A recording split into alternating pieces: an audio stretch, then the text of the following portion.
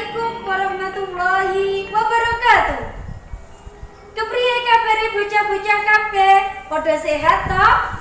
Muga-muga bocah-bocah dateng griya tansah diparingi kesehatan dening Gusti Allah Subhanahu wa taala. Dina iki sampeyan kabeh sinau basa Jawa bareng Bu Titin.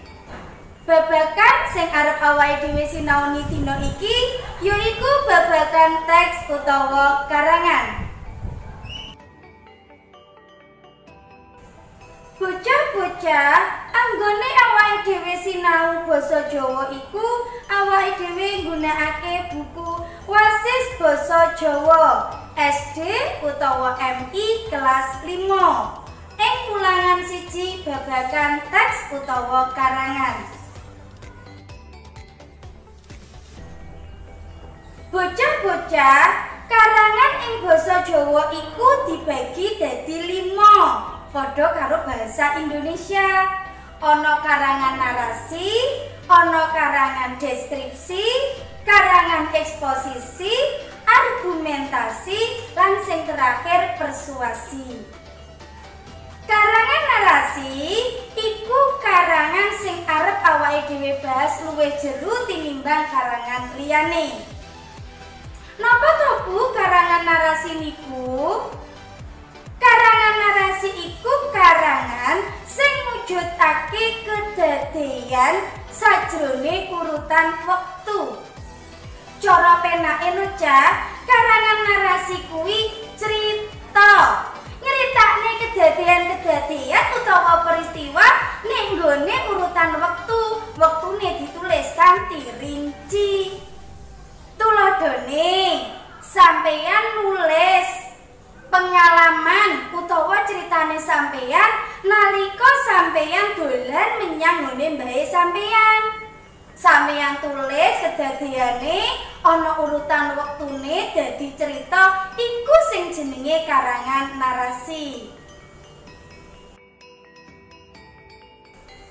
Bocah-bocah, awake dhewe mau wis ngerti apa iku karangan narasi. Saiki awake dhewe sinau titikane karangan narasi. Napa Bu niku titikan karangan narasi? Titikan iku cara penake ciri-ciri.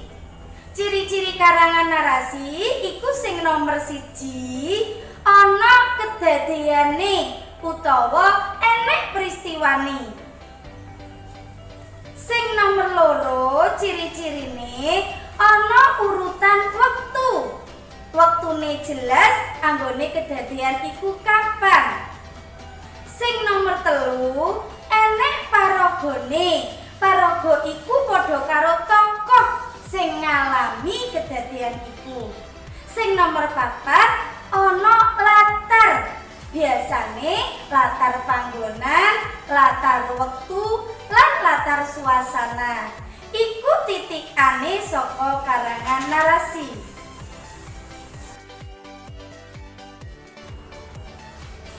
Bocah-bocah, sakliyane awake dhewe belajar apa iku ciri-cirine karangan narasi, awake dhewe uga sinau babagan struktur saka karangan narasi iku dhewe.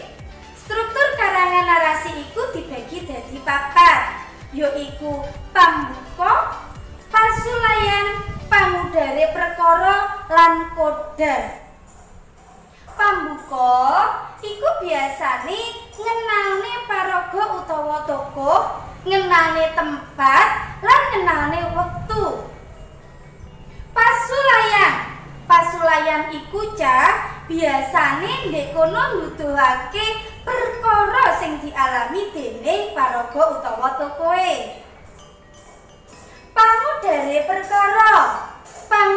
perkara iku nuduhake carane paraga kuwi nyelesekne masalahe. Dadi cara penake solusine. Koda iku biasane nerangake owah-owahan kang ana ing jerone paraga. Biasane uga iso ditambahi apa sing iso awake dhewe jipuk saka karangan iku. Cara penake amanat iku biasane disalep teng akhir saka karangan narasi.